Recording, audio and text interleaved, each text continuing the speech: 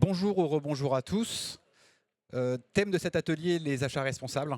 Alors, je suis très heureux de vous présenter donc Laure qui va se présenter et Alexandre. Bon, Laure, tu es un peu une figure de la RSE, je pense. On se voit très souvent dans tous les événements liés à la RSE, donc je suis très content que tu aies accepté cet atelier. Et Alexandre, je suis très content aussi parce que tu es un acéviste et un acheteur responsable, donc on va avoir des choses intéressantes à se dire. Je vais commencer par toi, Laure. Est-ce que tu peux te présenter et nous présenter ce qu'est l'Alliance, s'il te plaît? Oui, bien sûr. Alors déjà, merci pour l'invitation, Christophe. Alors l'Alliance pour la préservation des forêts, c'est un collectif d'entreprises engagé pour des matières premières responsables. C'est un collectif qui existe depuis 10 ans maintenant, qui réunit une vingtaine d'entreprises, donc principalement de l'agroalimentaire. On a des entreprises comme Nestlé, Ferrero, Mondelez ou JDE Peet's pour le café. Et donc toutes ces entreprises sont engagées pour travailler sur leur chaîne d'approvisionnement.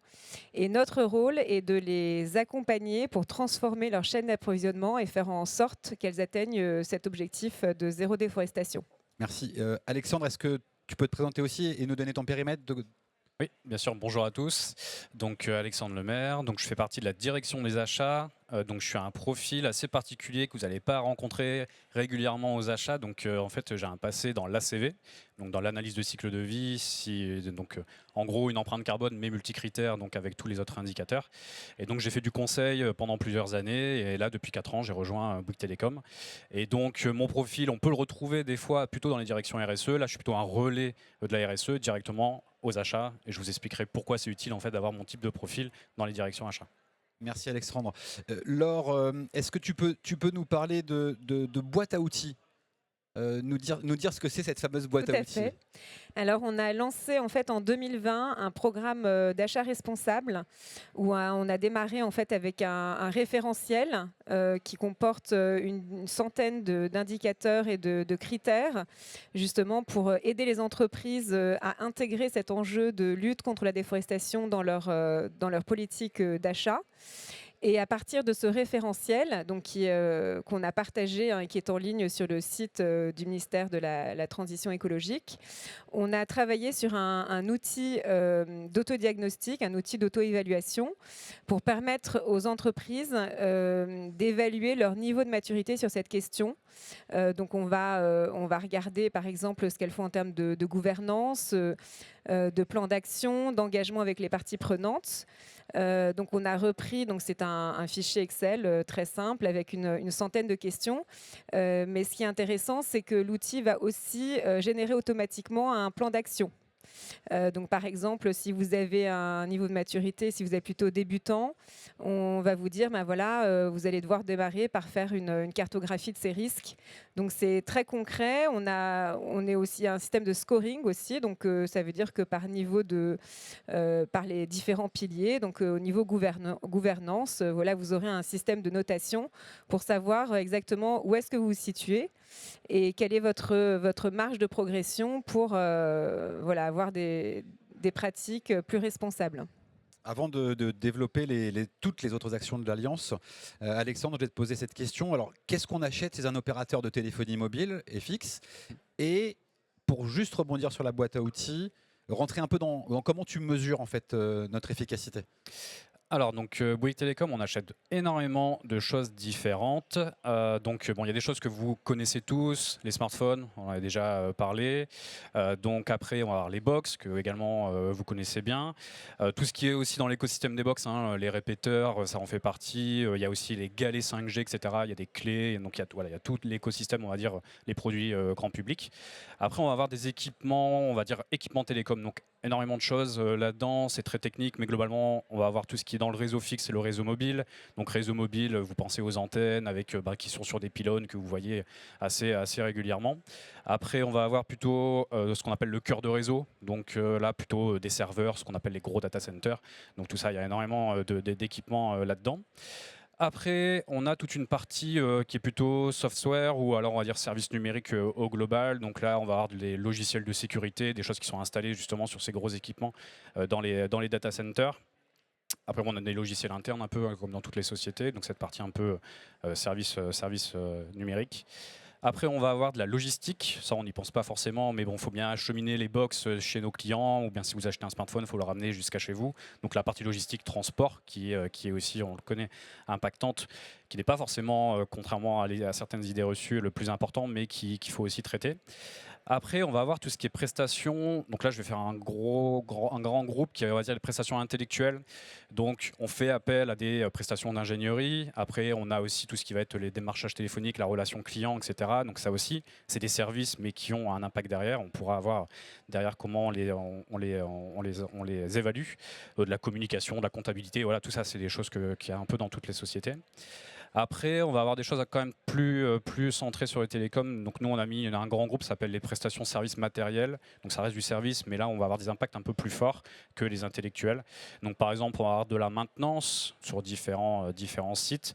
On a tout ce qu'on a parlé juste avant là, si vous étiez là présent, tout ce qui va être le reconditionnement. Donc ça aussi, c'est la prestation matérielle. On achète en fait des pièces, etc. pour remettre à niveau des box. Et après, on a aussi tout ce qu'on appelle le raccordement. Donc, c'est le technicien qui va faire les derniers mètres pour aller chez vous et reconnecter directement la fibre directement chez vous, en fait, pour que vous puissiez l'utiliser. Et le dernier, qui est loin d'être négligeable, c'est tout ce qu'on va appeler les prestations de travaux. Donc ça, on en a parlé aussi un petit peu ce matin dans un autre atelier. Donc là, par exemple, les tranchées pour la fibre, voilà, là, ça va être du génie civil, etc. Les constructions des data centers, donc là, c'est construction de bâtiments directement.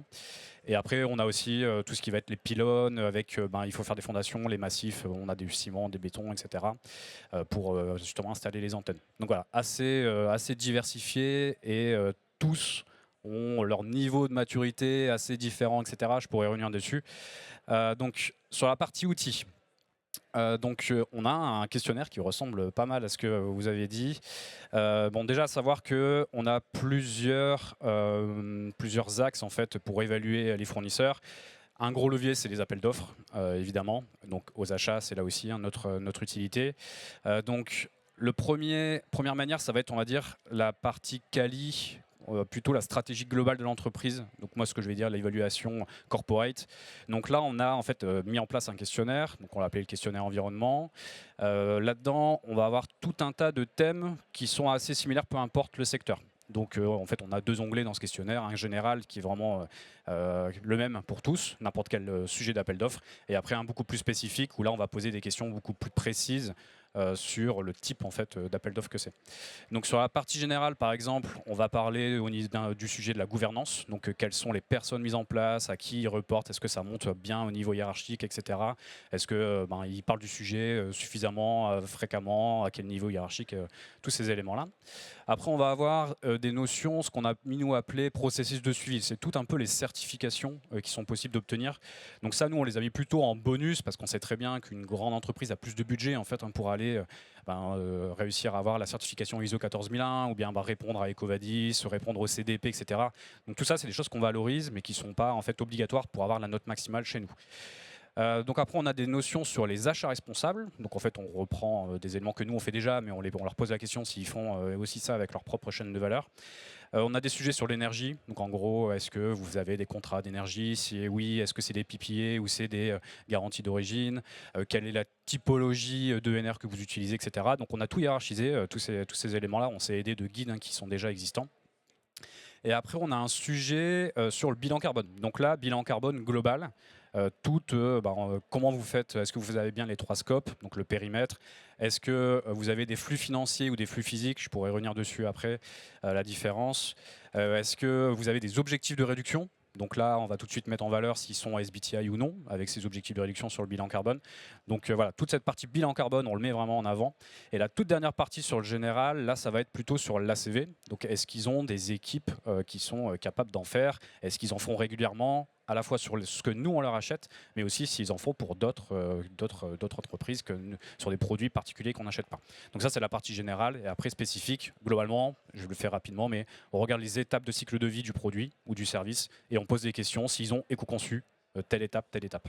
Et après, à la fin, on demande l'ACV. Donc là, c'est un autre outil encore. Je ne sais pas si j'en parle tout de suite ou... On vient dessus tout à l'heure, l'ACV juste après. Ça marche. Comme ça, on parlera d'ACV, d'écosystème du coup fournisseur juste après. Mais avant, je voulais revenir avec toi, Laure, sur les importations, puisque tu travailles donc pour l'industrie agroalimentaire. une grande partie des produits sont importés. Qu'est-ce que tu as mis en place? Qu'est-ce que vous mettez en place pour avoir des importations avec le moindre impact? Alors, d'abord, je vais vous donner un chiffre. La déforestation, c'est 420 millions d'hectares de forêt qui ont disparu ces 30 dernières années. C'est absolument énorme. C'est l'équivalent de la superficie de l'Union européenne. Donc, voilà, il faut se mobiliser. Et au sein de l'Alliance, un des leviers qu'on a utilisés, ce sont les actions de plaidoyer qu'on mène avec notamment les ONG pour changer les règles du jeu. La France a été le premier pays à se doter d'une stratégie nationale de lutte contre la déforestation importée en 2018.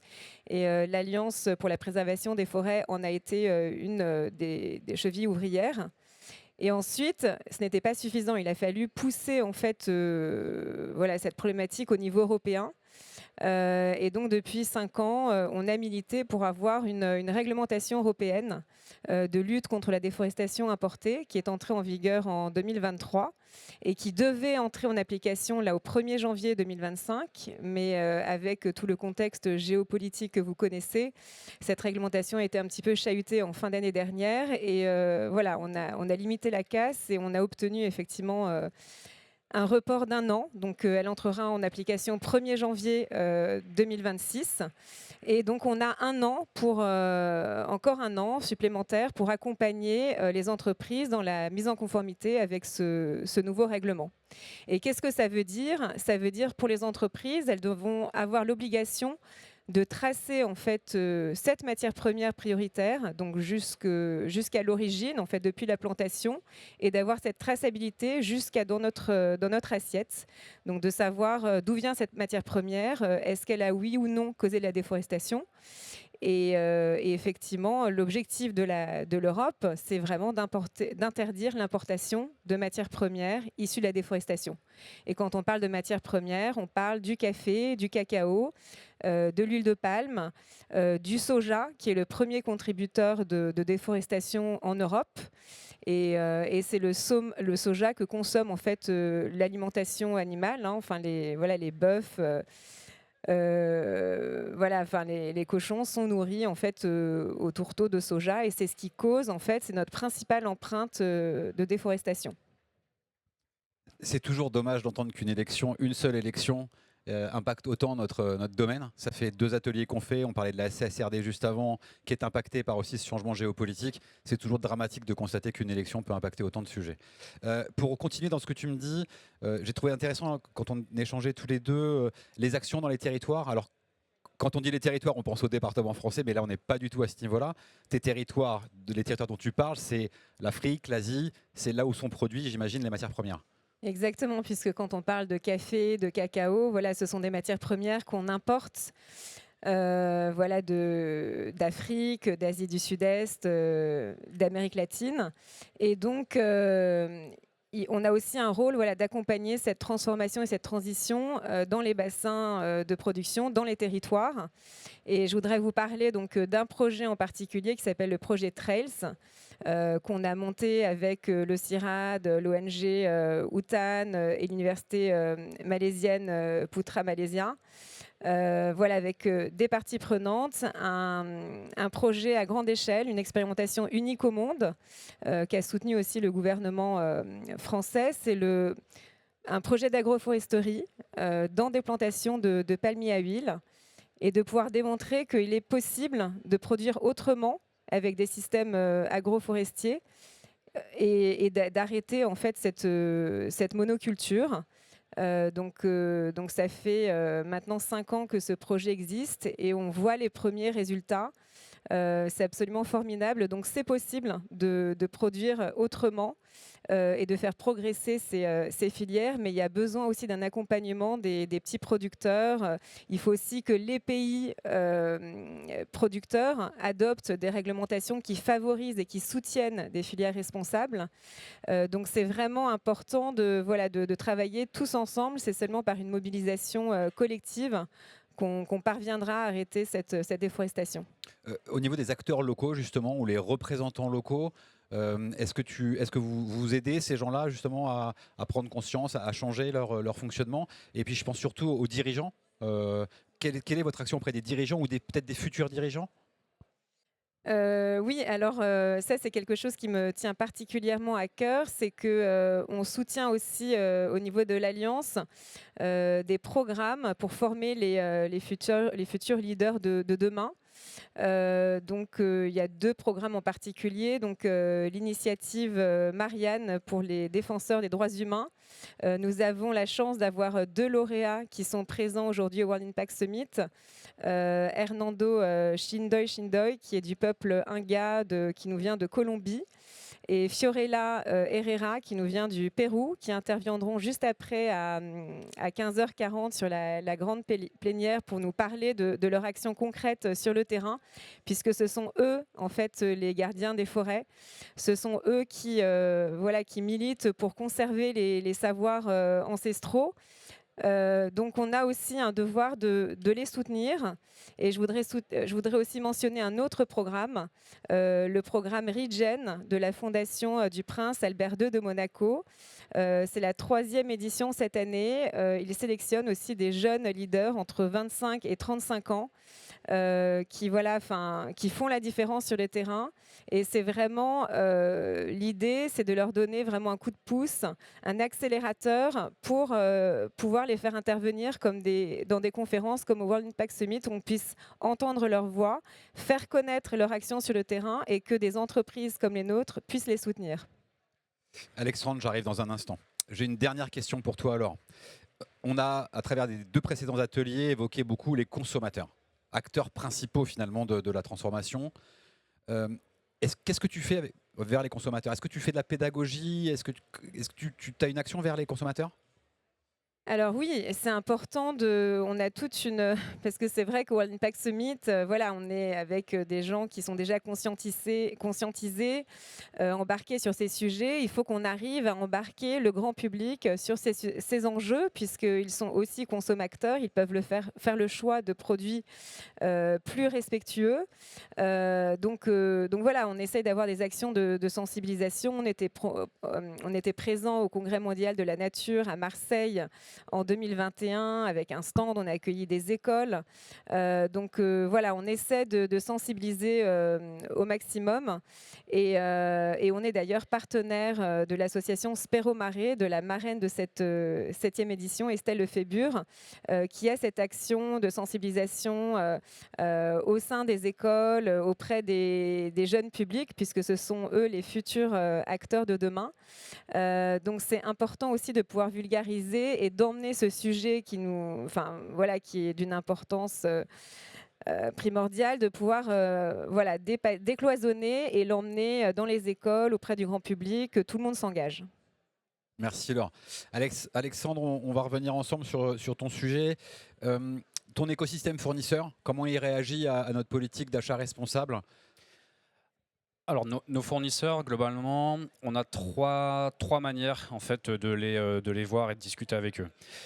Donc on a environ une cinquantaine de fournisseurs, à savoir Bouygues Telecom, on a des milliers de fournisseurs. Il me semble le chiffre exact c'est entre 3 et 4 000. Donc on ne peut pas les accompagner de la même manière. Et de toute manière, ça ne servira à rien, entre guillemets, parce que ça fait un peu comme la loi Pareto. Globalement, avec une cinquantaine, on touche déjà 80% en fait, de ce qu'on achète. Donc il vaut mieux aller plus loin avec cela que de se perdre dans les 3000, on va dire. Donc avec ce top 50-là, on a pris donc, ce questionnaire que j'ai expliqué tout à l'heure. En fait, on leur fait remplir et on leur communique en fait, un niveau de maturité. Donc c'est un niveau de maturité de 1 à 5, donc on précise, on a des critères, on dit vous êtes à 4 parce que vous n'avez pas encore fait des ACV avec revue critique, etc. Donc on explique pourquoi, on dit vraiment voilà les points forts et les axes d'amélioration. Donc ça c'est avec le top 50. Avec ce top 50 là, on a aussi l'objectif d'aller encore un peu plus loin que juste de les rencontrer, c'est de faire signer des clauses dans les contrats. Ça, c'est le plus difficile à avoir. Donc avec ces clauses dans les contrats, on va réutiliser encore cette note au questionnaire, mais on va surtout demander des ACV, des empreintes carbone et un objectif de réduction dessus. Parce que c'est bien de mesurer, mais le but, c'est quand même de réduire. Donc ça, c'est le top 50. Après, on a des fournisseurs qui répondent à des appels d'offres, qu'on sélectionne, mais qui ne sont pas forcément dans le top 50, qu'on ne rencontre pas de manière annuelle. Donc ceux-là, en fait, on débriefe avec eux du questionnaire et on leur dit aussi, voilà les points forts, mais on va dire c'est plus du one-shot, c'est une réunion. Et voilà, s'ils répondent, on refait cette réunion. Et après, on a les fournisseurs qui, pour le coup, n'ont pas été sélectionnés en appel d'offres. Donc là, c'est un grand nombre, hein, du coup. Et on ne peut pas forcément tous les rencontrer aussi. Et donc là, on est en train de mettre en place, en fait, directement sur notre site corporate Bouygues Telecom, une sorte de parcours qui reprend un peu les thèmes qu'on questionne, tout ce que j'ai expliqué tout à l'heure du questionnaire environnement, et qui va expliquer voilà, comment s'améliorer, voilà les guides qui sont déjà existants. Il y a déjà énormément de choses qui sont très très bien faites, que ce soit par l'ADEME ou des normes directement. Et donc on va recommander comme ça des éléments qui vont permettre de s'améliorer. Donc voilà, ça c'est voilà, avec nos fournisseurs, comment ça se passe. Après, en termes de niveau de maturité des fournisseurs, etc., donc on a des niveaux assez différents, que ça dépend beaucoup des demandes qu'ils ont de leurs propres clients. Ça dépend aussi du secteur. Par exemple, les équipementiers télécoms sont très très matures sur ces sujets. Ils font déjà des ACV de très bonne qualité, etc. Il y en a où plutôt un secteur, on va dire, du service met un peu plus de temps à comprendre en fait, déjà qu'on pouvait réaliser une ACV sur leur service. Et pour ceux qui le font déjà, la notion de revue critique, etc., c'est une petite étape encore à passer. Donc on a vraiment des niveaux de maturité et nous on est dans l'accompagnement de ces fournisseurs, principalement sur le top 50 hein, parce qu'on ne peut pas se dédoubler. Mais en tout cas, on a bien conscience que les secteurs et les demandes clients vont vraiment en fait et la réglementation qu'on pourra revenir aussi par la suite, mais définissent en fait un peu les niveaux de maturité des secteurs. Alors, tu fais pas que ça. Tu fais pas que acheteur responsable. Tu dois aussi, j'imagine, faire évoluer tes équipes, ou en tout cas monter en compétence en permanence tes équipes, puisque c'est un contexte qui évolue très vite, tant au niveau réglementaire que nécessaire. Tu as un rôle de formateur ? Alors oui, c'est aussi pour ça que j'ai été recruté chez Bouygues Telecom, venant du conseil où je faisais énormément de formation. Bon, faut être honnête, quand les gens sont formés, ça va beaucoup plus vite. C'est toujours un peu la première marche à gravir. Après, tout découle assez facilement. Donc nous, on a mis en place, en complément hein, de ce qui a déjà été fait par la direction RSE, parce qu'il y avait déjà des choses qui sont faites pour toute l'entreprise. Donc moi et mon équipe, on a vraiment fait des programmes de formation, un parcours de formation très très spécifique pour l'acheteur. Donc évidemment sur les thèmes du questionnaire, parce que ce que j'ai pas dit, c'est que c'est les acheteurs en fait qui analysent les réponses des fournisseurs. Je peux pas être derrière la cinquantaine d'appels d'offres et on a des fois 3 à 10 fournisseurs par appel d'offres, donc ça fait des centaines. Donc c'est bien aux acheteurs de le faire. Donc les acheteurs, dans on va dire dans leur école de commerce, etc., ils ont des notions, mais ils ne sont pas capables tout de suite de comprendre ce que c'est une analyse de cycle de vie. Et c'est pas non plus, on leur demande pas d'en savoir la réaliser, mais par contre de pouvoir challenger un peu son fournisseur, ça c'est quand même très très utile quand ils ont des soutenances avec les fournisseurs, etc. Donc on a un parcours de formation donc, sur le questionnaire et aussi une partie sur l'analyse de cycle de vie, donc vraiment expliquer les bases, ce qu'il y a dans la norme, globalement les étapes de cycle de vie, comment ça fonctionne. Et ça leur permet aussi de challenger un petit peu les fournisseurs. Par exemple, des fois les fournisseurs nous disent ça va coûter trop cher, donc on dit ah bah non attention, une ACV si c'est pas s'il n'y a pas de rapport et s'il n'y a pas de revue critique, en 3, 4, 5 jours de travail, ça peut être réalisé. Donc on déclenche tout de suite l'élément là, en fait, on débunk en fait, l'idée et ça, du coup, ça fluidifie aussi les échanges. Et on a même créé en interne en fait, un petit outil d'ACV, donc on utilise un ACV simplifié, parce qu'il y a des gros logiciels d'ACV, hein, pour les experts connaîtront des logiciels qui s'appellent Gabi, Simapro, c'est des usines à gaz, il faut être honnête, c'est les experts qui les utilisent. Donc là, les acheteurs, on les forme sur un petit outil Excel hein, qui permet de faire de l'ACV simplifié et directement en soutenance, ils peuvent dire si le fournisseur me dit cette matière elle est meilleure, etc., il va dire ok, à première vue ça l'est, mais par contre vous la fait venir d'où? Et ce mix électrique là, de ce pays-là, il est beaucoup plus carboné ou il y a un autre sujet environnemental. Et donc il peut réagir comme ça en direct. Et donc voilà, ça c'est c'est possible parce qu'on forme les acheteurs. Parce que moi, je ne peux pas, moi on a une équipe, nous on est 3 en fait aux achats, de s'occuper de ces sujets-là, alors que la direction des achats de Bouygues Télécom, on est 60.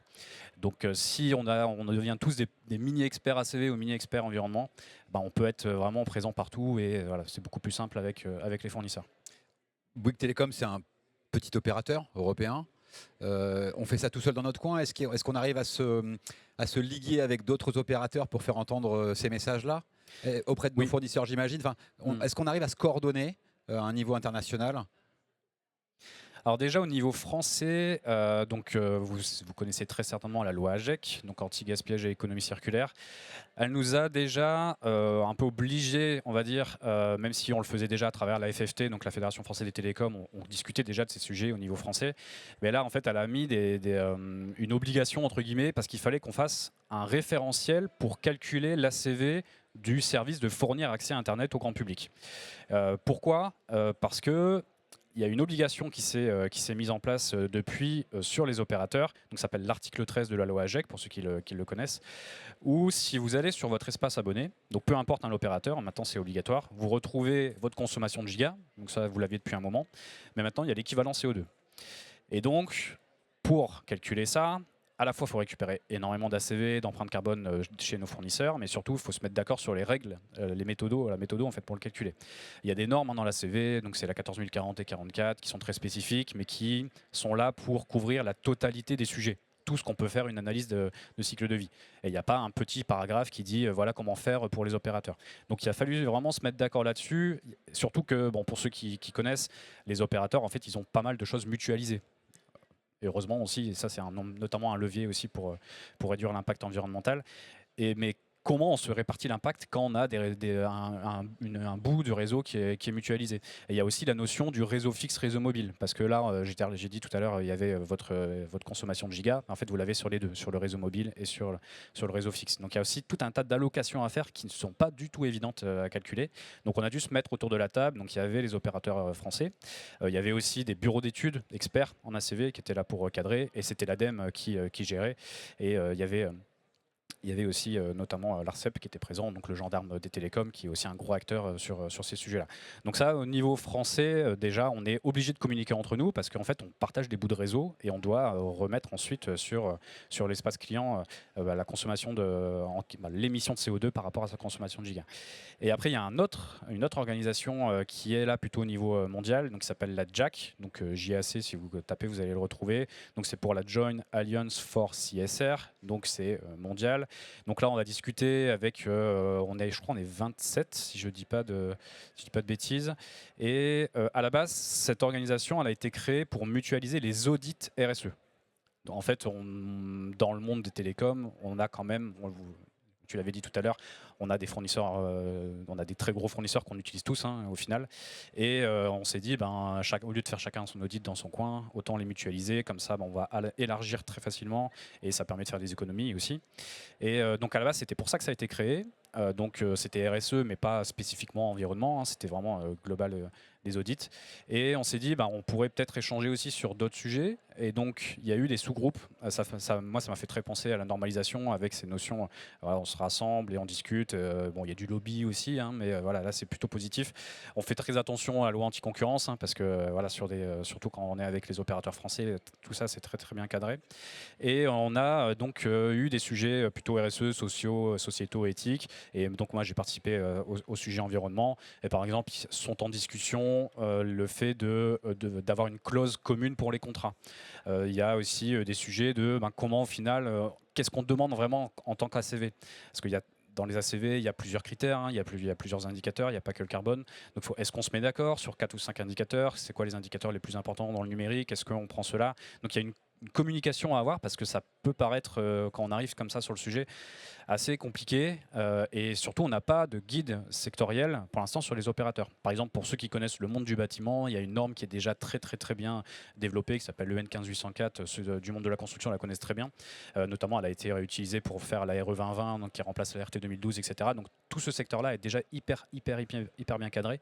Dans les télécoms, c'est pas encore le cas, on est en train d'y arriver, mais du coup ça nous oblige à nous rejoindre et de discuter parce que si on demande à tel opérateur, à tel fournisseur quelque chose et 2 semaines après il y a quelqu'un qui le demande avec une méthode différente, etc., on n'y arrivera jamais.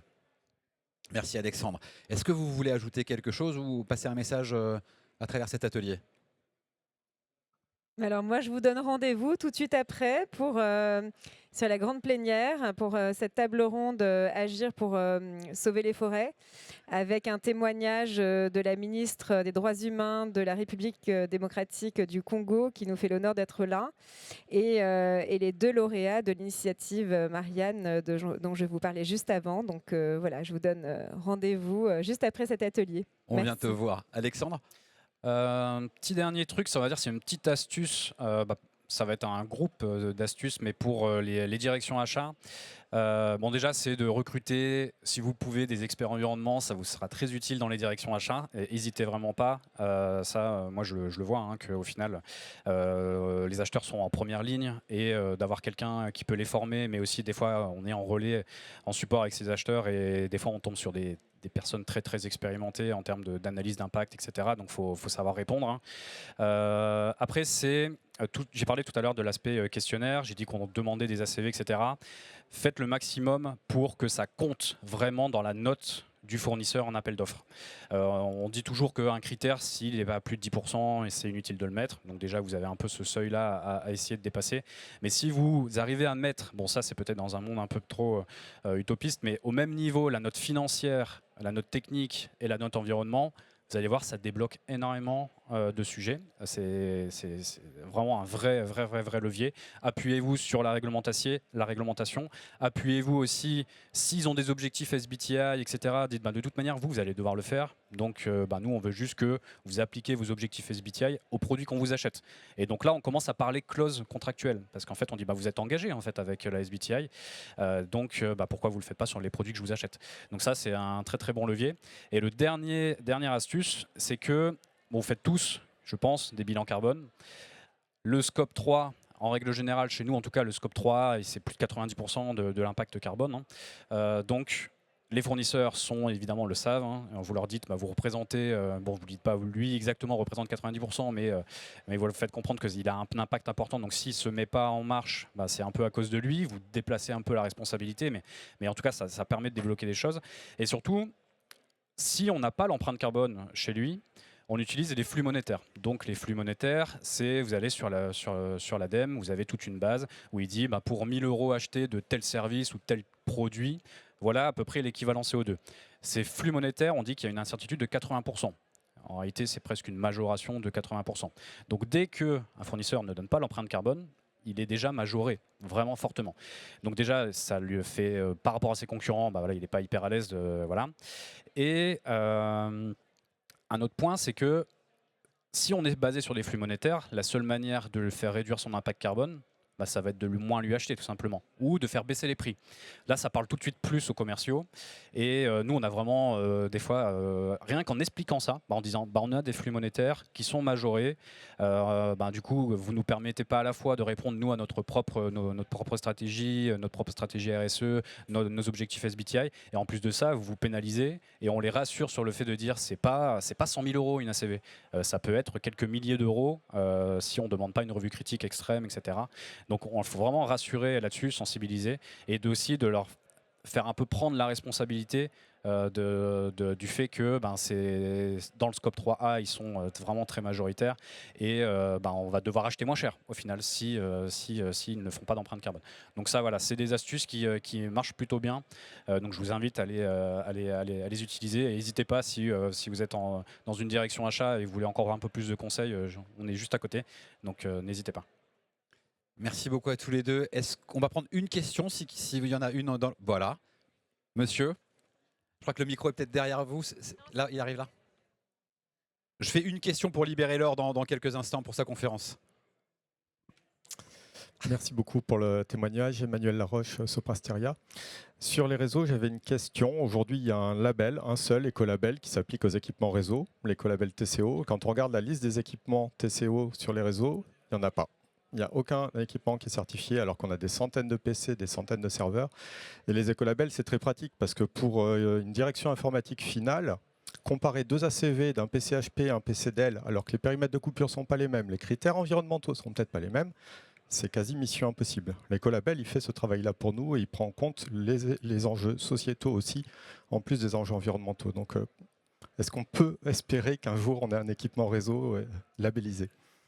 Alors j'ai deux réponses. La première, donc nous on a fait le choix dans un premier temps de s'intéresser aux labels pour les produits à la marque. Donc bon, c'était le sujet juste avant, mais sur nos box par exemple, on a fait ce travail de faire certifier à la fois la revue critique en fait de l'ACV, quelqu'un qui vérifie que l'ACV a bien été réalisée, mais aussi c'est Green Mark Product normalement, si je ne dis pas de bêtises, chez TÜV, donc sur nos box, de vérifier aussi par rapport à des critères d'éco-conception. Donc ça, c'est sur nos box, nos produits en interne, directement à la marque.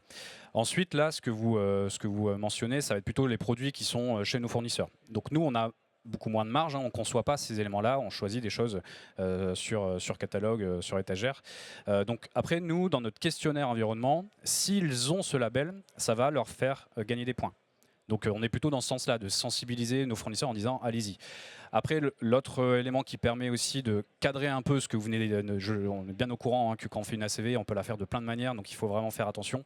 Nous, on va mettre des points aussi en plus s'il y a une revue critique qui a été faite et on va vraiment dire les référentiels. Donc j'ai parlé tout à l'heure de la LOAGEC, donc il y a ce référentiel-là. Il y a l'ITU L1410 qui est vraiment sur le secteur du numérique, qui est très très bien pour cadrer aussi tous ces éléments. Donc on se base là-dessus. Mais en tout cas, celui que vous mentionnez, effectivement, ça permet aussi d'avoir des points en plus, mais ce n'est pas une obligation.